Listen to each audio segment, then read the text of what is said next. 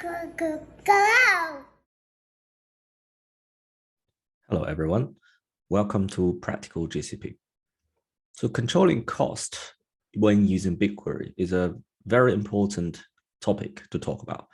So in a large organization, depending on the number of teams or amount of users or systems that are using BigQuery, it is very important to consider the cost savings out of things. Otherwise, you could see the cost going up to the roof, and it's very difficult to control. So although BigQuery is a managed service, but the cost model is quite sophisticated. That gives you a lot of flexibilities and options to manage that. So first of all, we'll talk about the pricing model. So that's how the BigQuery pricing model works and different options you have. And followed by the best practice on saving costs. So this is one of the sections Google published, and then I mentioned in one of my previous videos, but it didn't actually go through it in detail. So in this session, I'll go through it every single point because I think this is really important, not only as an organization or as a developer. So it is really important to keep these best practices in mind while doing your day-to-day work or running systems. There are two very important project level quotas in BigQuery. So I'll show you those. And then these are very important. It's not just about following best practices, but also about putting the controls in place so you don't actually accidentally do something that could cost you a lot of money. So then we'll do some cost model analysis. So this is, we can lay out the different options, let's say for environment, for the amount of people with like multiple teams working in an organization. So how does that look like? And if we set up control cost, and then how much would that actually cost you, the different options we have, so we can have a look at that. So finally, so BigQuery came out with something quite interesting, which is called the view the slot recommendations and insights. So this service gives you some insights on how you can actually save cost if you're on-demand user. So this is quite new to me as well. So let's walk into that a little bit together so we can use this as a way going forward to give us insights on how we can optimize our price. All right. So first of all, the most popular or the default option is the on-demand pricing. So basically, when you run a query, then the billing model is based on how much data you scan. So the on-demand pricing is going to cost you $5 per terabyte of scan.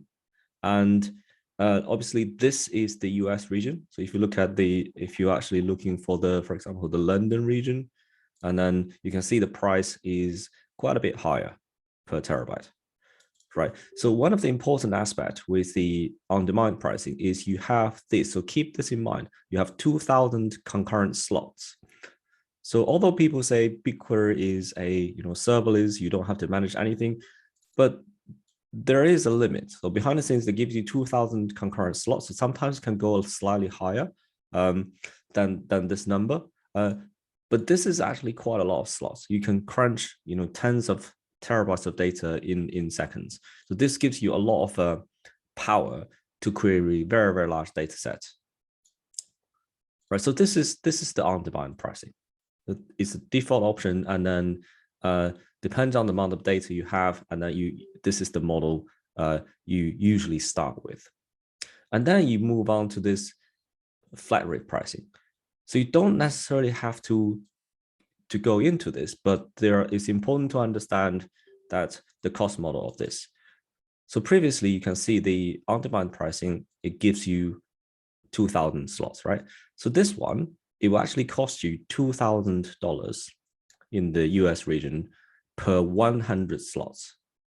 So let's do a simple math. If you have 2,000, that's dollars per month. That gives you 100 slots. If you want, let's say, the same as on demand, that would cost you 20 times more, which is 40,000 a month, right? So if you have like a large team or quite a few teams working together, and you want to have a equivalent of the same performance of the on-demand pricing, the 40,000 is pretty much the starting price if you wanted to keep it very simple as a simple comparison. So that's the monthly flat rate commitment. If you go for the yearly, so that would have additional discounts on top of that, but you still start with 100 slots. There is also the thing called the flex slots. So this is the thing that is going to cost you based on the 60-second billing period. So your commitment is only 60 seconds. So this stuff is really powerful in the sense that if you have, very high load or like queries that you need to scan a huge amount of data, but you don't run them very often, right? Let's say you run them every week or you run them every morning only for an hour. And then for the traffic that you need in the hour, you can actually turn this on and off. You can say, I want, I don't know, 10,000 slots, right, for 1 hour. So then you can control that cost to much, much lower than trying to commit for a monthly or yearly cost. So these are the kind of the basic pricing models that you've got for querying the data. There's also the section about the storage pricing. So the storage pricing is, in my opinion, it's a lot cheaper. You usually don't really think about this too much in a larger organization. So I think I did my math on this earlier. So this is about $0.2 per gigabyte of storage. Keep in mind, if you have huge amount of data, a lot of that data would be in the long-term storage, which means you use partition table, you get data in there, you don't actually touch them, right? So if you don't touch them after a period of time, I think this is 90 days or something. Yeah, if you haven't changed it for 90 days, your data, and it will go into this long-term storage tier, which half of the price. So I think for 1 petabyte of data, you're paying something like $20,000 in the US region per month. So usually it might sound quite a lot, but actually, depending on the size of the organization, 1 petabyte is actually quite a lot of structured data, especially in BigQuery. Okay, so these are the different query pricing models and the storage costs in BigQuery. So now I want to spend the time to actually really go through this page. This page has all of the, in my opinion, the most important best practice you want to follow when using BigQuery, right? So start with this. When you run a query in BigQuery, do not use select star, right? Because BigQuery is a column-oriented database. So if you use select star, it will use all columns instead of, even you don't need, let's say, because it's a columnar storage, it may have, huge amount of columns in a table. To select star, in majority of use cases for analytics, you don't really need all of it, right? So try not to do this, especially when the table is huge.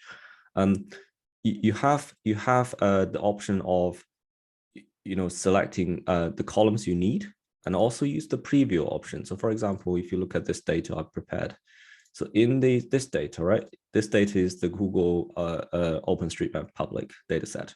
The table is 73 gigabytes, right? But if you want to look at what the table looks like, you go for the preview. You can look at what the table looks like in the preview, right? This is all of the columns you can see there. You can actually even go to the last page. So because this thing behind the scenes is actually, the preview is indexed properly, so you can actually go to the first page or last page. This doesn't actually order in the order that you would know. So Google internally ordered this data, but you can actually have a good idea of what the data looks like, right, in this case. And also, as I mentioned previously, you can see these two queries, right? You've got the first one is doing the select star. So if you have a look at this is scanning the entire table, which is 73 gigabytes, right? But if you look at the second one, if I only select one column, even for the whole table, I'm only scanning 569 megabytes, right? Just think about that for a second. This is like, the previous cost is quite high, but if you just use the one column in this particular case, the size it really is really cheap, right? Compares to this $5 for 1 terabyte scan, even on a demand pricing, right? This is some basic stuff you really want to keep in mind, right? This is select star. the other thing I want to mention is this partition table. So this Google has given you an example of you partition table by date, or there's another thing you can partition it by, which is partition by integer, right? The integer one is kind of less often used, but if you look at this particular table, right, this table is a partition table and it has an integer range using the, I think is a layer code in the street layers, which is in this case is actually quite useful for the range. You basically give it integer, and the interval is 1. It starts from zeros, finished at 9999, right? So this table is huge, right? It's got 400 gigabytes. If you scan this table, it will cost you $2.5 per query, right? But instead, what you can do is, if you look at the first query, if you try to scan the whole thing, right, that's 400 gigabytes, lots of money. But if you select just a layer, right, a single layer for the entire table, then it goes down to 10 megabytes, right? This really makes a huge difference.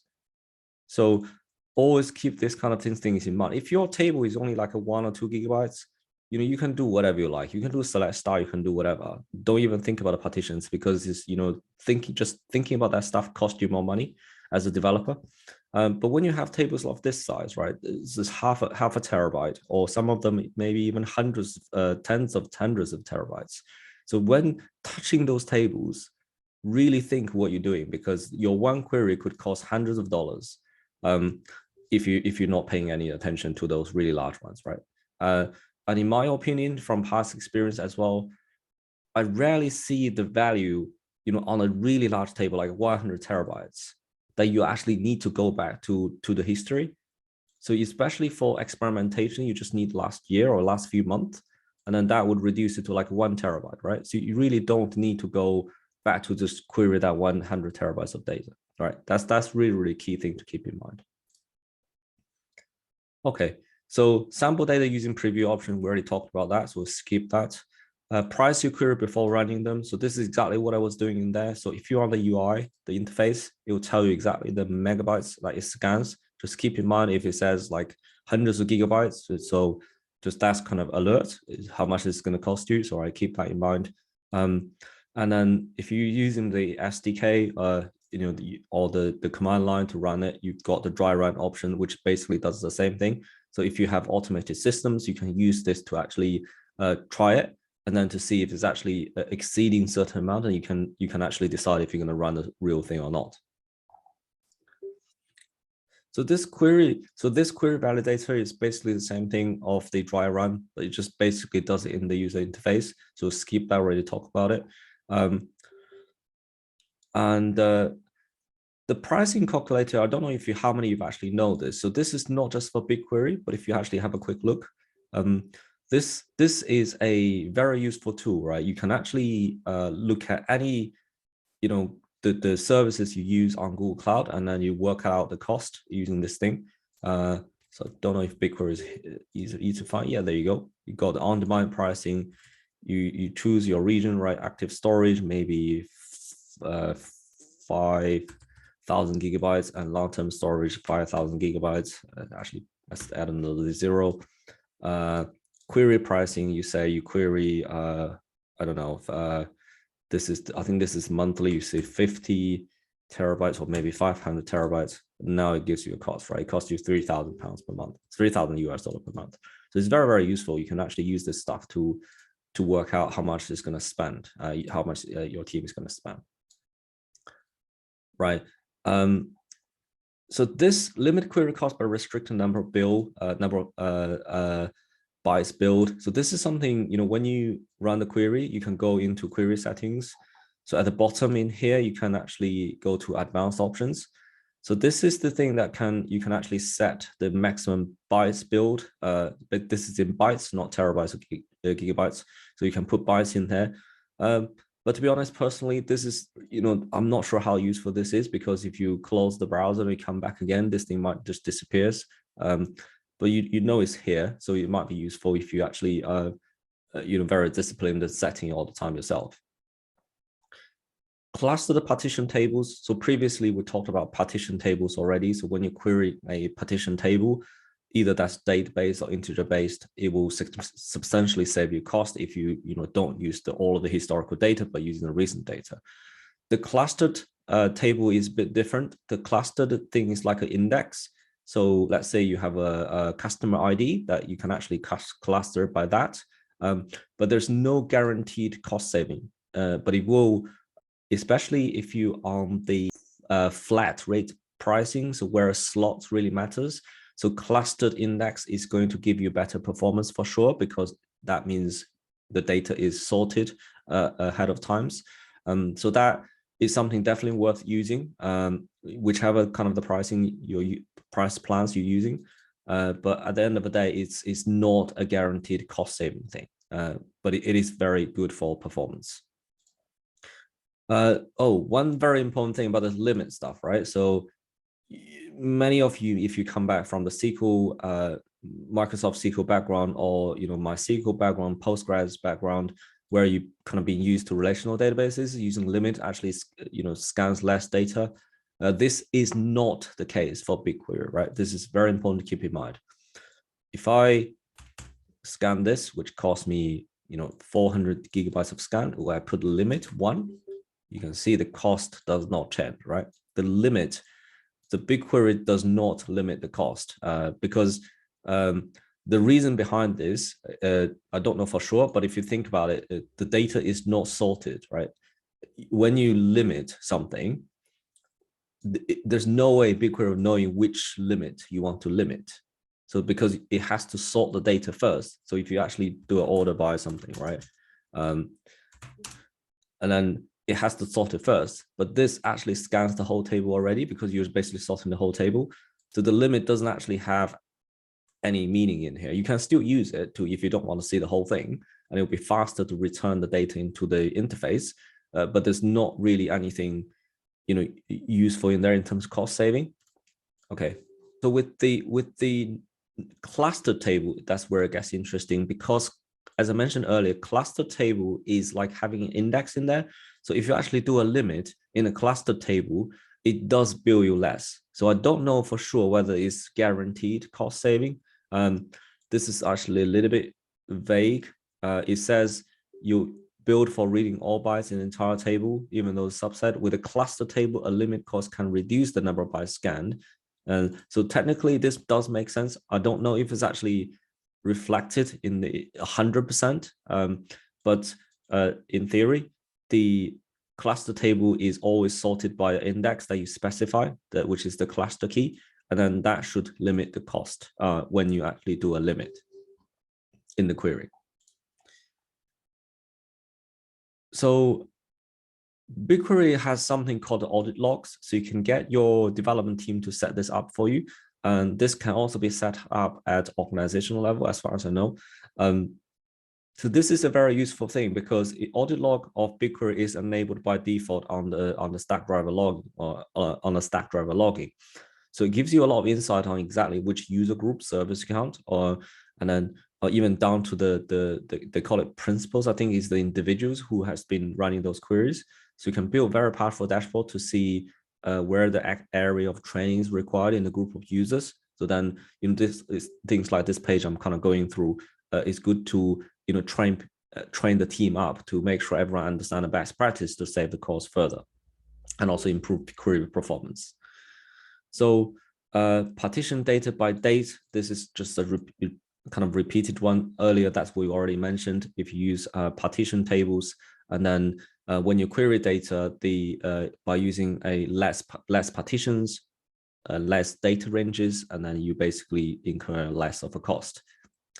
And this materialized query results in stages. So if you use tools like dbt, for example, it is really important that you can stage your results. So a good example would be, let's say you have really high volume of, let's say impression or click data, right? And then what you would do is to pre-aggregate that once, right? Although the first time you're probably scanning huge amount of data, but after that point, your data is aggregated to something that is, let's say, at daily level, because for analytical insight, hourly insight for the historical data does not have much value. But when it comes to recent days, and then every hour or even the last few hours has so much more value than historical data. So you can pre-aggregate your historical data for anything like a 3 months before that, and then it's aggregated at day level, or even really old data level. You can do it at weekly level, but for the most recent data, you can do it hourly level. So because your data is pre-aggregated, and then you can really reduce the size from even 100 terabytes into actually 1 to 2 terabytes. So it's really significant cost saving when you do this kind of stuff. Yeah, I think the last one is basically just saying kind of the cost of large results sets is one, because the storage also has a cost. So if you're dealing with very large tables that when you store the data somewhere else in a different BigQuery table after querying, then it could incur a cost. But as I mentioned earlier, the storage side of things is so much cheaper usually, especially in large organizations. So the query side is what we really primarily want to focus on. Okay, let's talk about the two quotas. So at project level, so this is the sandbox project I'm using for this course, for this video. There's primarily two I want you to pay attention. One is the query usage per day. So this is the one that you can set how much usage or data you allow anybody combined together. So this is AD groups, service accounts are like everything, right? And then combined together, you say, I only allow this much data to be scanned. If it goes over that, then all of the queries are going to fail. Just be careful where you set this to. If you set this to too low, like what I'm doing here in this demo project, you're going to get a lot of complaints, right? Because the service, the systems all can go down because if you set the quotas. So it's not very obvious where the button is. It's actually at the very top, right? When you select this thing, and then you can say edit quotas, and here you can select how many terabytes you want to allow it to be the data to be scanned in this project. Another useful one is this one is the query usage per day per user. Again, this is actually a much more useful one, because especially in an experimentation environment, you want to give some kind of protection, right? Because people can make mistakes. If you have a 100 terabyte table, someone just did a select star on that, and then as soon as they've done that, they're like, crap, right? And then that costed them $500 just for that query. Then that is like a good thing you can prevent, because you can set the quota to something like like 40 terabyte or 10 terabyte, something kind of more reasonable. So you kind of force people to think they wouldn't be able to run queries which just scan hundreds of terabytes, even the table is in that size. So these two, so this one and the usage per day, these two are the two most important ones that you can set at project level.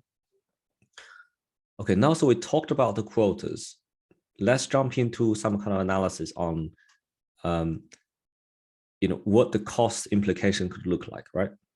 So we talked about on-demand pricing, the flat rate pricing, and the flex rate pricing. So here I've done a bit of a comparison analysis between these two. In a typical organization, right, you might have this kind of setup. You might have an experimentation project. You might have a test UAT, and then you have prod, right?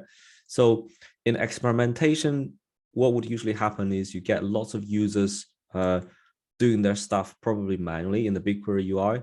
They might run some queries, do some analysis to see what they can get out of it. So I've put some numbers down. So don't just use these numbers. These numbers is pretty high, but it's kind of set in a logical way to give you some idea how much money can burn through your bank. So if you look at this, so these are the two quotas I was talking about earlier in the last page. So the user level on the experimentation, I set it to be quite generously 20 terabyte per user per day, right? This in the US region is going to cost you $100. I've assumed, let's say you have 30 users in total. So this is the maximum damage it can do from a cost perspective per month. So this, you've got 20 terabyte per user per day. And then I'm not setting a project level quota because let's say this is based on no one's going to run any automated jobs, right? So all of the queries is going to come through the user account instead of service account. So that's the 100, that's the kind of the multiplier of 30 people of 30 days in a in an organization. Let's say you have that.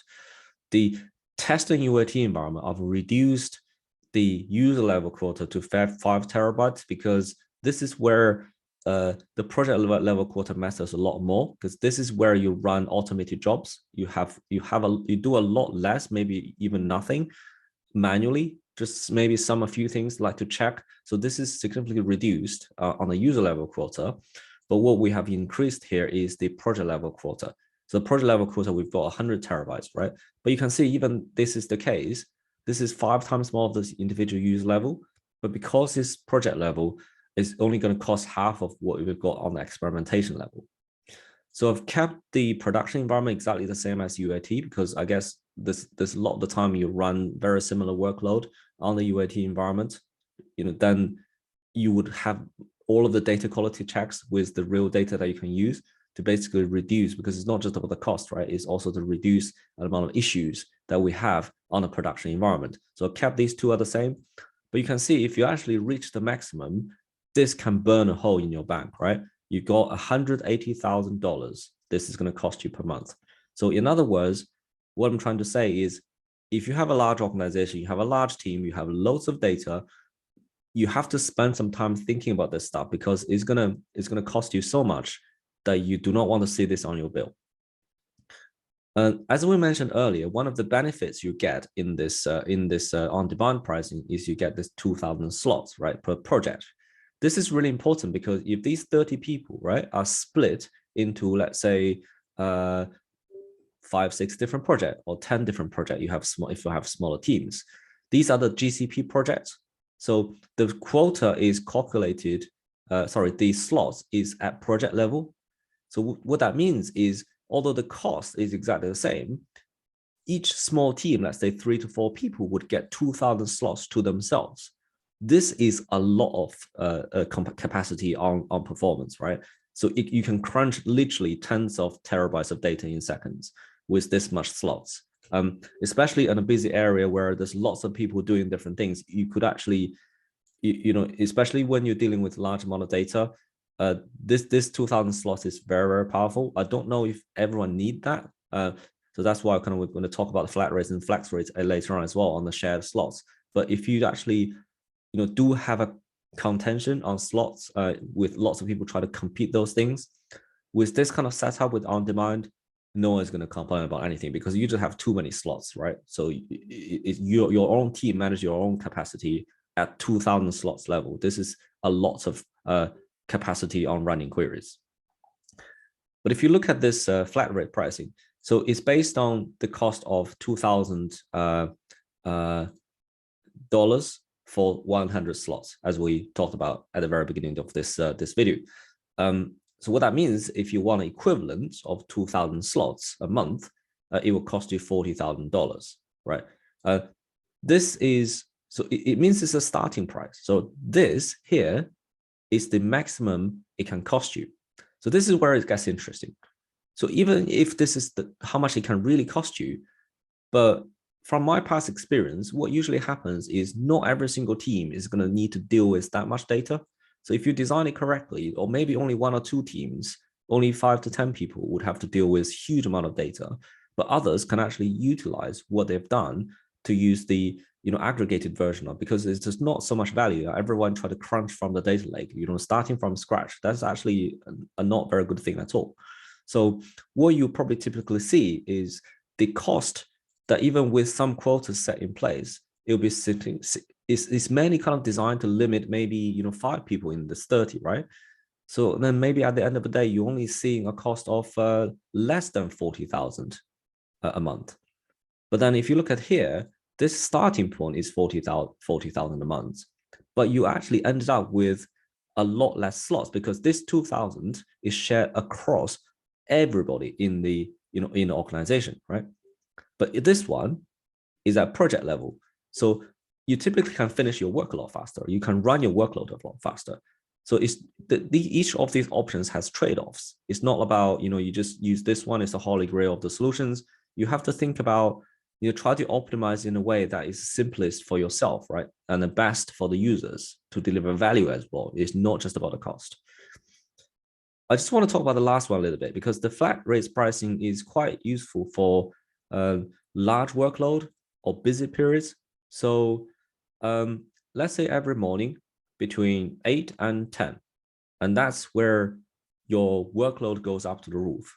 So keep in mind, it's not just the people running BigQuery using BigQuery directly. If you have systems like Looker, right, that's the kind of dashboard using BigQuery behind the scenes, that would probably cost you a lot of money as well. So those are the systems, but typically are the most busiest in the morning, like between 8 and 10, 8 and 11. That's where most people kind of look at that dashboard and doing stuff. So you could use the flat rate pricing for those projects that Looker uses, to actually, boost the capacity of the slots for a couple of hours. After you've done that, you shut it down, right? And then for the rest of the day, because you don't have that much need of the capacity requirements, you can reduce your slots to maybe 300, right? And then for the rest of the day. So that would cost you a lot less in a month. So this is kind of the different options you can think about and use in terms of planning your price. Okay, so that's probably enough about the analysis of the cost side of things. The last thing I want to talk about is a new thing that Google only announced maybe like a couple of weeks ago that came up on the newsfeed, is the recommender for insights and how to actually optimize the cost. Google actually give you some recommendations. This is quite new to me, but if you look at this diagram here, right? So it basically does the comparison or look at your P99s and the P90s, and then what are you actually doing on the on-demand pricing. And then it gives you recommendations on, based on a different set of things on your access patterns, to say, if you do certain things like buy this many slots, and then it will save you this much cost. So it certainly is interesting, but I'm not kind of feeling it's as thorough as what I was trying to do in the last step, in terms of because I'm not sure this actually covers the. Okay, so it basically tells you can actually purchase the fixed slots for those peak period as well. So yeah, this definitely actually looks very useful in the sense of giving you some ideas, but it doesn't actually do much for you. So you still have to implement those things for yourself, but it looks like it gives you a very powerful analysis on the on the time and the days and how you spend. But this is still in preview. I'll not actually look at myself. But bookmark this thing. I'll include it in the link of the video. So yeah, it looks pretty useful to at least give a contribution to our analysis and how we can actually optimize our cost and also convenience at best. All right, okay, that's the end of the session. Thank you very much for watching. I'll see you next time. Bye. Go out!